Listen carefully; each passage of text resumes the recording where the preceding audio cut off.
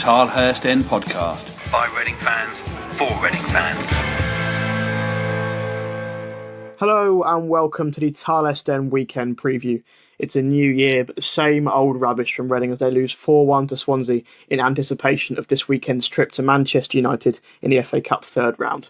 My name is Olly Allen, your host for today's show, and I'm pleased to say that I'm joined as ever by the Wokingham paper's Tom Crocker. Happy New Year, Tom. How's it going? Happy New Year. No, not too bad. Still trying to shake off a bit of a Christmas cold, but apart from that and then the getting through the game on Tuesday, it's not too bad. Thank you. Fantastic. I mean, it's not been the easiest of starts for Jose Gomes. This of course is our first podcast since he's taken charge, and a few positives from those Millwall and QPR away games, his first two games, but then of course that 4-1 defeat as mentioned to Swansea on New Year's Day, showing just what a big job he has on his hands to keep Reading in the Championship. But we won't discuss that game too much, partly because it's just quite depressing to do so, but also because Mark and Sim covered it in detail on the main show on Tuesday, so go back and listen to that if you haven't already. It does mean, Tom, we go into this game with Manchester United, who we've never beaten at Old Trafford and who themselves have 4 wins from 4 under their new manager, on a run ourselves of no wins in 10 games and having scored just twice in 6 games. Is it really that worrying, or is it sort of perhaps this is a game where the pressure might be off a little bit? Yeah, I think they can look at it like that. Obviously, it's going to be an extremely difficult game, whether Reading are in good form or not, but just over the last few weeks, it's sort of completely turned around from when Mourinho left. If you looked at it a few weeks ago, you might have had a little bit of hope, but now I think it's going to be, if Reading can get anything at all out of that game and just compete in that game, I think everyone would be fairly happy. It looks sort of like a stick-on big home win, really, doesn't it? But I think they can sort of shake off the league form a bit. I'm sure a few players will get a bit more of a chance that maybe haven't done yet, so they can maybe show what they can do, and then it's a full week after that until the next league game. So I think Jose Gomes will be pleased with that break. But yeah, it's like I say, it is a bit of pressure off. That's pretty much what the manager said, that it's they can sort of forget about the league for a bit and just go out there and try and enjoy it, try and get a bit more of how he wants to play into the team. But obviously we saw sort of what we tried to do that last time they went to Old Trafford and got well beaten then, so that it could be a recipe for disaster. But yeah, it'll be another chance for the manager to have a look at the team. I think that's the main bonus from it. Another week, He'll have another week and a bit until the next league game, which is when it really, really counts. And hopefully Reading can just put on a bit of a performance and try and get some sort of confidence out of it. At a time of recording, the odds are unsurprisingly heavily in United. So I think it's 1-9 for the Red Devils to get the win. Reading at 20-1. Which is probably our worst odds so far this season, unsurprisingly. And for the tie to go to a replay, it's 9-1. And those are all the most common odds available from Odds Checker, #GambleAware. I mean, in many ways, is this a game that Gomes could sort of perhaps even really do without? I mean, yes, the pressure is off, but how much is he really going to learn by playing Man United and potentially getting heavily beaten by Man United? I think, obviously, it's only his 4th game in charge, and I'm sure he might rather another Championship game. And how does he approach this one? Because obviously, realistically, we aren't going to be able to play sort of the style of play that he wants to do against Man United. I think obviously Stam tried to do it 2 years ago and got beat 4-0. So, yeah, it sounds like he is going to sort of continue to try and play the way. He sort of said he hasn't had too many training sessions, so he doesn't really have the time to put another system over to the players now. They've got to just try and keep working at the one they've got now. But I think it's going to be a lot more back to the wall and focusing on defending and defensive shape and that sort of thing, which in itself could be beneficial in the long term. Obviously, like I say, if they get well beaten again, it's not going to do anyone's confidence any good. And I think you would rather a cup game, I think, could be quite handy, just in the fact that they've got then a whole week until the next league game, so they've got a bit of time to fully prepare for that one, rather than having another sort of 2 days now and then another league game. If they lose that, then they're in real trouble. So I think it is a bit of a welcome break. It's obviously going to be a game that nobody's really going to be expecting Reading to do anything in, so Gomes can maybe try a couple of new things, have a couple of new players and see what they can do. And everyone's got a chance to get into the team now after what happened on Monday night, or Tuesday, sorry. Everyone's got a real chance to stake their claim. So from that point of view, I'm sure the players will always be up for a game at Old Trafford. And yeah, it's going to be probably a tough afternoon for most of them, but I'm sure Gomes will be. If he goes and wins at Old Trafford, he'll be remembered for a long, long time by Reading fans. So it's a bit of a chance in that respect, and then I'm sure most of his focus probably already is on the Nottingham Forest game, to be honest. But it's one that you can, a bit of a free hit and have a go and see which of these players stand up for him. I mean, I think that is a key point actually, because especially I think yes, the 4-1 defeat to Swansea was really, really bad, but you do then have to look at how do these players react to that, and we've seen so far this season that they don't react well to any games at all, really. I mean, even after that 0-0 draw against QPR that seemed quite promising, they then went and put a performance in like that against Swansea. But it is now time, I think, especially in the relegation battle that Reading are in now, that you look at the characters in the team more than sort of perhaps the quality of the players. You look at the characters and which of these players really are going to stand up and be counted, I suppose. Yeah, absolutely. I think the game on Monday took Gomes by surprise a little bit. I think he was sort of happy with, obviously at Millwall they lost, but played with 10 men for most of it and played fairly well. And then the QPR game dominated completely the first half, really, or the first half an hour at least, and that's how he wants them to play, and he got a lot out of that. And so it's fair enough. He kept the same team for Monday. He expected to say Tuesday. I keep saying Monday or Tuesday.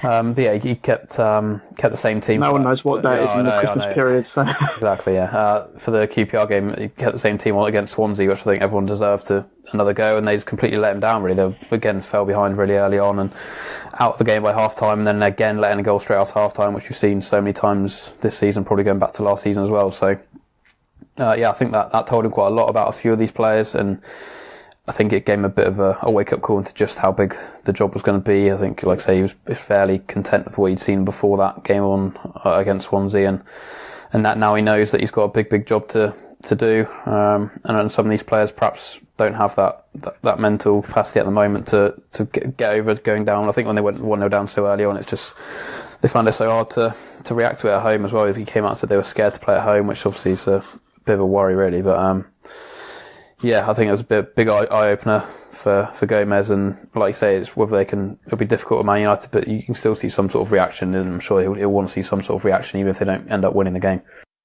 He does speak very well, Gomes, actually. That's one thing I've noticed from his first couple of interviews, that he is very honest. He's quite charismatic as well, which is quite nice for the fans to see. But moving on to Man United then, and we'll look at the view from the town end in just a minute, but looking at their team very briefly, you would expect them to rotate their side as most big clubs do in these cup matches. You'd probably expect Sergio Romero to come and go off David De Gea. There are youngsters such as 20-year-old Roshan Williams and 17-year-old Mason Greenwood, who are reportedly set to make their debuts on Saturday. So it won't be United's strongest side, but I mean, to be honest, for United, rotation sort of means the likes of Alexis Sanchez and Romelu Lukaku, both of whom only made the bench against Newcastle Wednesday, might likely come back into the starting lineup. Yeah, still going to be a squad full of quality, and there's been a squad full of confidence as well. Now they're all going to want to get into that Premier League team. I think we saw it in the game a couple of years ago. I think Rooney played, didn't he? And it was a weakened team, so it's whoever plays for Man United, they're still going to be massive favourites, and it's going to be a difficult afternoon for Reading. I'm sure they'll probably make some changes as well, so it's going to be. I don't think you can really look too much at who United leave out. It will still be a team full of probably 9 or 10 international players, you'd imagine. I think they'll probably have the other guys ready on the bench if they need them anyway. So, Man United will be big favourites, and they'll probably be on the front foot for a lot of the game. But it's a big test for some of these Reading players, and a chance to show the new manager what they can do, and just hopefully they stand up to it, don't concede early, and if they can just try and stay in the game a little bit, I think that's their only real hope. If they can just try and see out the first sort of 15-20 minutes at least, and then you never know. Newcastle did something similar the other night, kept them quiet for most of it. I think that'll probably be the approach. Try and keep the ball when they can, not make mistakes at the back like I think they did at Old Trafford a couple of years ago. And remember Joe Vandenberg, I think maybe made one, and obviously Al Habsi as well. Al Habsi made that area. Obviously you could really do that, something like that, but. It's going to be another chance to try and implement the new system ahead of the league game next week. But whoever United play, it's going to be a really difficult afternoon, I think. Well, the worst case scenario would be a repeat of Tuesday when they concede after 2 minutes and a 3-0 down by half time. But it is now time to hear the United view on things as we head into the view from the town end. The view from the town end. What the opposition think. View from the town end time now, and as we prepare for the trip to Old Trafford this week, I'm joined by United fan Colin Damms from the Busby Babe podcast. How's it going, Colin? Pretty good. How's it going, Ollie? Not too bad, thanks. I'm a little bit worried about what might be coming this weekend, but Yeah. I think given recent changes, this looked like a game where both clubs were in not too good shape, but with Olly in, I think we've got a bit more confidence going into this now. No, I was going to start by going back a couple of weeks ago to when Jose Mourinho was sacked after 2.5 years in charge at United. You just lost 3-1 to Liverpool, sat 6th in the league table, 19 points off top spot, and 11 points off the top four, with the club just in a bit of a mess all around, I'd probably say. But how much of that for you was down to Mourinho, or do you think the players have to take a bit of the slack for that as well? I mean, obviously, I think it goes all around the club. I think the players are at fault. I think the board is obviously a little bit at fault with causing some of the drama that unfolded with Jose Mourinho. I think the board didn't really back him in the summer, and I think he took a little bit of that bitterness into the season with him. And I think maybe it just exacerbated some of the problems he already had with Martial and Pogba and all the dressing room drama that was going on. Yeah. So Solskjaer's come in. Obviously, he's had a fantastic start to life at Old Trafford, beating Cardiff 5-1, Huddersfield 3-1, and Bournemouth 4-1. There's also the game against Newcastle that's going to be played a couple of hours after we're recording this. But the players seem to be playing, with a lot more freedom. What has Solskjaer changed since he's come in? Well, just based on what he said in press conferences and when he first was announced as the caretaker manager, it seems like he was just focusing on getting these players back to playing football that made them happy. Yeah. And that's exactly what we've seen. I think Pogba is glowing right now. I think obviously one of the first things he said when Mourinho was sacked, when Ollie was asked about Pogba, he said, well, he's happy now. And that was a little bit funny to the rest of us. Maybe he didn't mean it in the way that we all took it, but you can definitely see that Pogba is happy and he's playing the football that we all thought he could play. And then, of course, Marcus Rashford is just looking unstoppable right now. I think Lukaku will probably have a hard time getting back into the team if Rashford plays that well at striker every week. From your point of view, does he keep the job at the end of the season? If he does do well, obviously he's supposedly only at the club on a temporary basis from Mulder, who he has had success with in Norway. And obviously his only other previous spell in Britain was that torrid tenure at Cardiff he had a couple of years ago. But so there was perhaps a little bit of scepticism coming into his appointment. But he has done well so far, as touched upon. Yeah, I think he's got a bit of a better squad than he did at Cardiff. Yeah, true. I think the main thing that Ed Woodward is kind of looked at in the post-Sir Alex period is whether or not the manager can qualify for the Champions League. Yeah. So I think if Ollie can finish top four, and of course now we're 3 points off Arsenal, I think we're a few more off of Chelsea, but Chelsea have also dropped points recently. So it's not unrealistic to expect us to get back into the top four, especially if we're playing this way. But this is only halfway through the season, so anything can still happen.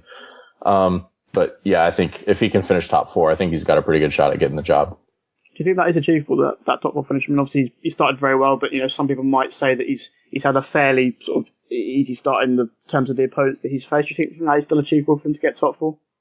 Yeah, I think definitely the four opponents, including Newcastle today, I think they're all in the bottom half of the table. So it's not as impressive, but these are also games that Mourinho and Louis van Gaal before him these are the games they struggled with. They had decent records against top opponents, and it was these sort of games where the draws and losses really stacked up against us in the title race. I think it's realistic to get into the top four. I think Arsenal are starting to or the weaknesses of Arsenal are starting to be exposed again. They're entering mid-season Arsenal form. I don't think Tottenham and Chelsea are done dropping points. I think City and Liverpool are probably going to be the two-horse title race. But, even Manchester City looks like they're letting Liverpool go at this point, which is really unfortunate. From a United fan's perspective, obviously it's a worst-case scenario for both those clubs to win the league title, but who from those two teams would you perhaps rather win the league title? That's the hardest question you're going to ask me today, Ollie. Right now, I'm really pulling for Tottenham to get back into it, but I'd probably have to say Man City. There's at least 13 to 15 years before City can catch up to us in league titles, whereas Liverpool, if they get that one, they're going to start singing 19 times and we're coming for you and all that. We are in January now, so the transfer window's still open. Do you think United will do much business this month, and if they do, what sort of additions do you think they need to make? There's been a couple rumors that we're only going to go for loan moves, and of course we've also been linked with Kalidou Koulibaly. I'd like to see him. I'd really like to see Harry Maguire. I think center defense is our biggest issue right now. Even under Ole playing party football again on the offensive end of things, on the defense we're still leaking in goals.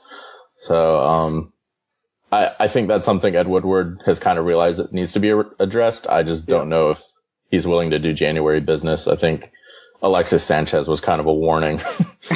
He's not exactly worked out the way that we hoped he would. So, and of course with Olly instead of Jose Mourinho, it's kind of iffy on whether they're going to back this manager to get the players that he wants. Looking ahead to the weekend, then what sort of team are you expecting United to put out? Will the likes of Pogba, Rashford, sort of be playing, or do you think Solskjaer might maybe try out a few youngsters, perhaps? It sort of depends on when the lineup comes out today, who exactly he'll put out on Saturday. I'm expecting a mix of youth players to come in. The rumor is Mason Greenwood has been told to get ready for his debut. Roshan Williams, one of the younger center backs coming up from the youth reserves, has been in training recently. And I'm not really sure on the status of Marcos Rojo, but I expect if he's healthy to maybe make a return. And Eric Bailly, of course, is suspended, so the back line's going to have to rotate a little bit. But yeah, I would expect Pogba and Rashford to probably be rested since they've played the 3 of the games so far already. Do you fear an upset at all? Obviously, Derby, another championship side, knocked you out of the League Cup earlier in the season, but I suppose, is this different now with Solskjaer in charge? And obviously, Reading being a much weaker side than Derby as well. My father is actually from Rotherham, England, so we've been following Rotherham United in the relegation race, and we've watched a little bit of Reading and Rotherham this season. I'm not as fearful as I was with Derby because I think Frank Lampard also made it a little bit more of an emotional occasion for Jose. I'm not too fearful of it, but at the same time, I think the FA Cup's probably our only shot at a trophy this season, so there is that in the back of my mind that something can go wrong. It leads me nicely on to the part of the chat where I ask you for your score prediction, Colin. How do you see the game panning out on Saturday? I'm going to go 3-1. I think Alexis will make a return. Maybe bag a goal. We've been playing pretty free-flowing attacking football, so I think we'll probably see the youngsters create a little bit. I think Mason Greenwood may be involved in a goal. I don't know if he'll score one, but also I see our defense as a weakness, and we really switch off on set pieces, especially. There's only 2 clean sheets this season, I think, in the Premier League or something. Not very clean sheets at all. No, it's really been atrocious. I think I was looking at this for an article the other day. We conceded 22 league goals in the whole of the 2008 campaign, and we've already conceded 30 or 31 this season. Wow. So I expect Reading to get one at least. Okay. I mean, I'm actually quite fearful about how this might end up. We lost 4-1 to Swansea on New Year's Day, so I dread to think how many you guys was going to score against us. I'm going to say 5-0 to Man United, to be honest. But I mean, do you think United might sort of go 3 goals up, for example, and then sort of take their foot off the gas, and with the game won, or do you think this side just wants to score as many goals as possible at the moment? That's one thing that's kind of happened to us, I think, against Huddersfield especially, was we just kind of switched off and let a goal in, and Ollie's talked about that as being a problem that needs to be addressed in the squad. So that is something I'm always worried about. We'll have to wait and see what happens the weekend. But my thanks then to you, Colin, for joining me on the Town End view from the Town End this week. All the best on Saturday and for the rest of the season. Thanks, Ollie. It's now time then for me and Tom to discuss Reading's team news ahead of Saturday and pick up preferred lineups for the game. Get social with the boys. Find them on Twitter at the Tilehurst End and facebook.com/the Tilehurst End. Welcome back to the Tilehurst End weekend preview ahead of Manchester United versus Reading in the FA Cup this Saturday. Looking at the team news, just a bit of pretext to show just quite how big the squad is at the moment. I thought I'd start briefly by looking at the players who missed out on the squad against Saturday against Swansea. That's Vito Mannone, Chris Gunter, Paul McShane, Leandro Bacuna, David Myler, Sam Baldock, Jordan Abita, Dave Edwards, Josh Sims, Pella Clement, who literally about 15 minutes ago has been confirmed to be joining Jaap Stam at PEC Zwolle, Tyler Blackett, Mark Minotti, Said Ezatolahi, Tom McIntyre, and Sam Smith. That's 15 first-team players that all missed out on the squad on Tuesday, which is mind-blowing, really. It's a massive squad. And if you could help me out a little bit here, Tom, which one of those are injuries and which one of those sort of just missed out on selection altogether? Obviously, Bacuna and Blackett were, of course, suspended after their red cards against Millwall, and they'll also miss the trip to Old Trafford as well. Yeah, so I think Gunter was carrying a knock, which I think he hopefully should be back at the weekend. Then you go McShane, ongoing injury. I'm not entirely sure what's the situation with him, but yeah, that was the reason for him. Who's the other one? The Beaters obviously still out as well, injured. Going down the list, you got McNulty has just left out. Eztalai is still injured as well. Yeah. So quite a lot of McIntyre obviously has had that horrible injury. It's kept him out. So the rest of them, I think they're all fit. They're all fine to play, just not selected basically. Which, when you consider 4 or 5 of them were signed in the summer, is a bit of a concern. Baldock, McNulty, both not even in the squad. Myler not even in the squad. So it's obviously Sims may well end up going back to Southampton and.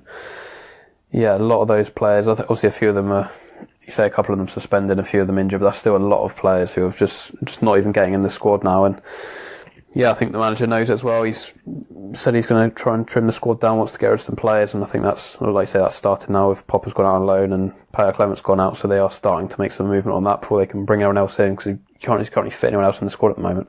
I was going to say, Gomes has spoken about cutting down the squad this month. It's pretty cutthroat really at the moment, but it has to be done, I suppose, with the position that Reading are in. Am I right in thinking that he made those decisions on who he wanted to let go on Wednesday, I think?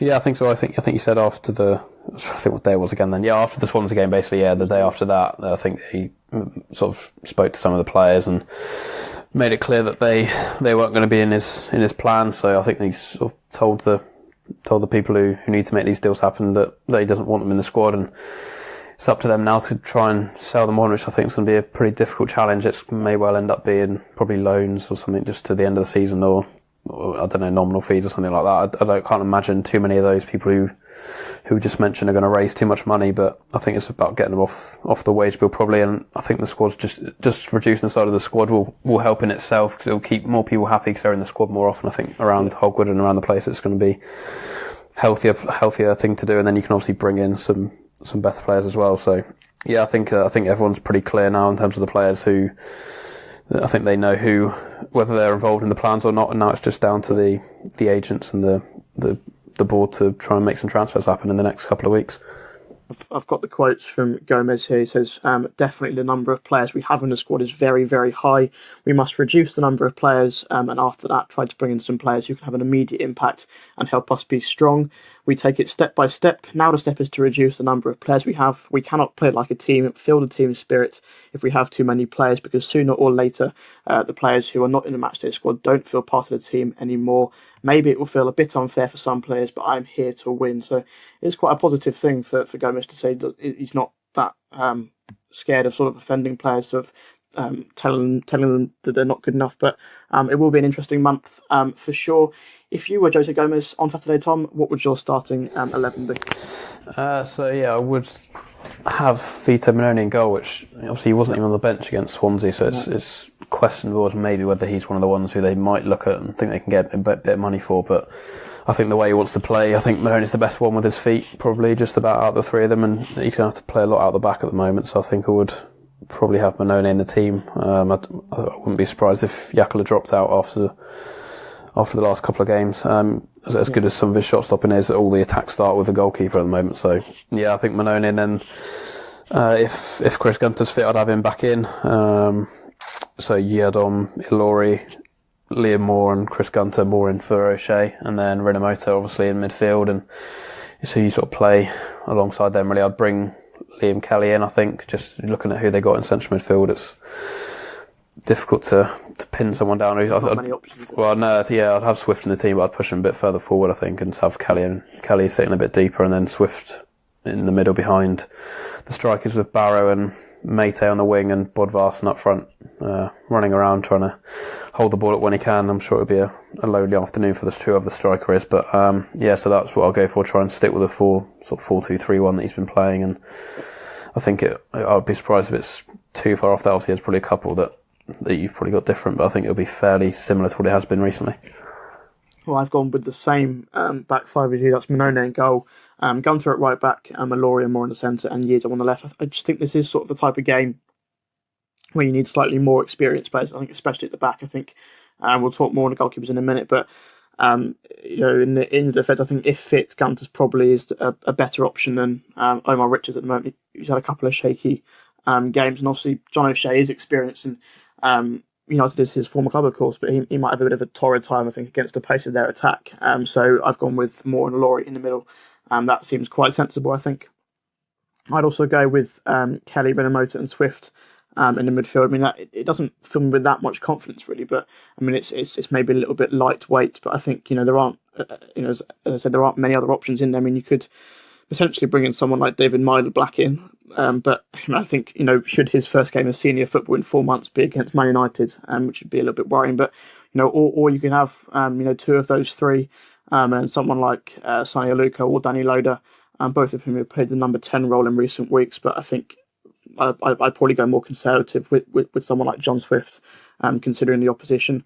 And then for the front three, I would have McCleary again, just for the experience. He's captained the side the last couple of games. You'd imagine if Moore comes back in, he'll take back the armband, but McCleary again for that experience. John Daniel Bodvarsson as well, I'd agree with you. I mean, he probably deserves to be back in from the start. Mate has had a difficult couple of games. And then finally, I'd go with Callum Harriott to get his first start in over 2 years. Obviously, fantastic to see him come off the bench and score against Swansea. Even though the game was long over by then, I was delighted to see Harriott score after the terrible couple of years he's had injury-wise. And his contract is up in the summer, Tom. Do you think he does have a future at his club, Callum Harriott? As for Saturday, do you think Gomes might perhaps ease him back in after his injury and maybe not risk him from the start? I think a week ago he would have been one of them on that list of players you'd say would definitely be leaving this month, probably. Yeah. He's obviously he's been fit for a while and not been included, but he's done exactly what you need to do, come off the bench and make an impact and get a goal, and suddenly I think the manager won't want to get rid of the only person who scored since he's been in. I don't think that'll be high on his radar, so I'm sure Harriott will be. He's done more in one game than Sonny Aluko has done in about 6 months. So. Yeah, in terms of goals, I think Aluko played okay at QPR, to be fair to him, but against Swansea he wasn't great. But Harriott came on and got the goal, and I'm sure he'll be involved again. I just worry slightly about starting him too soon, given how long he's been out for. But he's got to start at some point, I suppose. Whether that comes on Saturday, I'm sure he'll play at least sort of half an hour of the game. I'd imagine he showed what he can do the other afternoon. So I'm sure he'll be involved. Wouldn't mind him starting. He's so hungry to get back on the pitch, and he's one of those players in the squad who hasn't really been scarred by what's happened, I suppose, in the last couple of years. Well, last time he was in the team, they were flying high in the league, so he hasn't lost too many games like the rest of them have, and I'm sure he's so desperate to get back out there. So I'm sure he'll be in the side. I think I stuck with Mate. Like I say, he's struggled as well. Like you say, up front in the last few games. Maybe a spell back out on the wing could do him good, along with someone else like Bodvarsson doing more of the running for him, possibly. But he's struggled a bit for form. Then you've got Barrow as well. Just I think maybe his pace on the counter is the only sort of way they can try and trouble Man United. But I think all those guys will be involved at some point. Exactly who starts, we'll have to see. Loader as well. He's been a bit in and out of form as well. He obviously set up the goal, I think, against Swansea, didn't he? But aside from that, has struggled a little bit form wise since he's broken into the team. But there's plenty of options certainly going forwards. But for me, I'd go with Barrow, Matey and Bodvarsson, I think, as a front sort of three. I think a loan might do Danny Loader a little bit, because he's still only 18 or 19, so potentially a loan move for him. Speaking of loans as well, of course, Josh Sims is another option out wide. Whether he might go back to Southampton this month or not remains to be seen. But we'll speak about the goalkeepers as well briefly. We've both gone with Vitor Minone, as mentioned, who wasn't even in the squad against Swansea, to replace Anssi Yakala. I think, for me, as you touched upon, Tom, Ikola is Reading's best shot stopper. I mean, he makes a number of good saves per game. I think he's got the highest ratio of saves per game out of any keeper in the Championship. But his distribution really is lacking. I think, obviously, in this system where he's being asked to play out from the back, it just isn't working. He's putting the defence under pressure straight away. I think you could tell that the crowd were getting on his back on Tuesday as well when he was trying to play out from the back.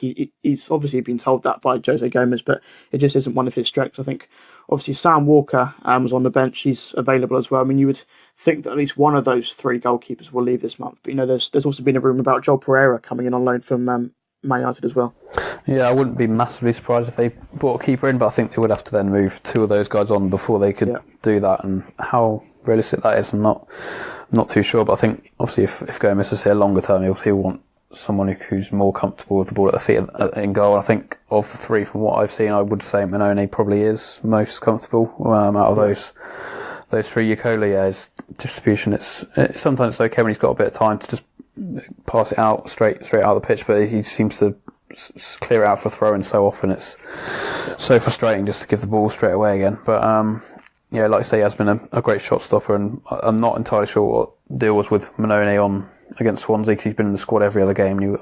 Not sure he was even there the other day. Obviously, all three keepers used to warm up, and he wasn't even in part of that. So I'm not sure if that's either something new from the new boss, or he just wasn't involved for the game for one reason or another. But yeah, I think unless they are trying to sell Mannone, I'd like to see him back in the team, give him a game, and see if he can sort of do a bit better than Yokola's been doing in terms of distribution. Because I think, I'm not sure Gomes will be entirely confident in having Yokola in goal longer term if you go forward for the next few weeks. But I think one of those three may well end up leaving the club this month, regardless. And I suppose you'd probably say Walker is most likely, unless Mannone was left out of the squad for that exact reason against Swansea. As for a prediction then, this doesn't count towards the official prediction league starting, so you can breathe easy for a week, Tom. But just for fun, how do you see Saturday ending up? I think I got both the cup games spot on, actually, which is pretty typical. But I'm going to go for another 4-1 defeat. I think Reading may well grab a goal, but I think Man United would just be too strong in the end. I think that's a fair point. I think they've only kept 2 clean sheets in the league so far this season, so defence might be an issue. But I really can't see this being anything other than a thrashing for United. Of course, I'd love to be proven wrong and be incredible if we could get our first ever win at Old Trafford under Jose Gomes. But I am going to say 5-0 to Man United rather than pressing, which is probably the biggest prediction I've ever given. But I think, for me, whilst the players probably sort of know that they perhaps won't win this game anyway, will that have an effect on confidence? Because we've seen how weak mentally they are. I mean, or sort of will it be forgotten about the next day and the focus will be shifted immediately onto Nottingham Forest the following weekend? I think going into the game, I think they'll be fully mentally prepared for a game at Old Trafford. I don't think, no matter how well or badly you're doing, I think you're always up for a game like that, a one-off game in a cup where if you lose it, you can just essentially park it to one side. It's not going to affect what's happened to the rest of your season. So I think they'll be well up for it from the start of the game. It's just if they do get heavily beaten again, then it's bound to have an impact. If you lose two games heavily back to back, then I'm sure it will have an effect. But I think they can try and separate it as a one-off, really, given they've got a whole week then until Nottingham Forest, and everyone will know how big that's going to be at home. I think that I think this can be parked to one side a little bit. Obviously, if they can go there and get a replay or win it, or just put in a decent performance, I think that will obviously be a massive. Replay would be amazing. Well, yeah, exactly. Get a massive confidence booster if they can even just make a good showing of themselves. So the potential's there for that. But I think if they do lose it, I don't think they'll lose too much sleep over it, really. Okay, well, the Tilehurst's focus won't shift from that game straight away, as Mark will be back either on Sunday or Monday with the main show to review the game at Old Trafford, but then it will be all eyes on that Forest game, especially on the weekend preview this time next week. In the meantime, there's plenty of content over on thetilehurstend.com, including a bit of preview to the January transfer window. Our December Player of the Month vote, Yakola, Yiadom and Renamoto all up for that. And we've also got the results of the polls we ran on Wednesday asking you which Reading players you would keep, sell or loan this month. A couple of interesting results in amongst those, so go and check that one out. We will, of course, have full coverage of the trip to Old Trafford as well. On a similar note, Tom, what can we look forward to on the Working Paper in the next week or so? Yeah, well, I'm heading up to Old Trafford, so it'll be up on workingpaper.com, and I'll be covering that on Twitter as well, at Tom J. Crocker. So that's, let's say, the main focus of the week, and then it'll be onto the Forest game the following sort of Thursday press conference, I imagine. So yeah, it's all eyes on Old Trafford for now. Make sure you go and check all of that out then. Thank you very much then, Tom, for joining me on the Tilehurst Den Weekend Preview this week. Pleasure. Thanks, Olly. No worries at all. And thank you at home for listening to this week's show. Have a safe journey up to Manchester if you are travelling to Old Trafford this weekend. Let's just hope the scoreline doesn't get into double figures. Come on, you Ars. The Tilehurst End Podcast. By Reading fans, for Reading fans.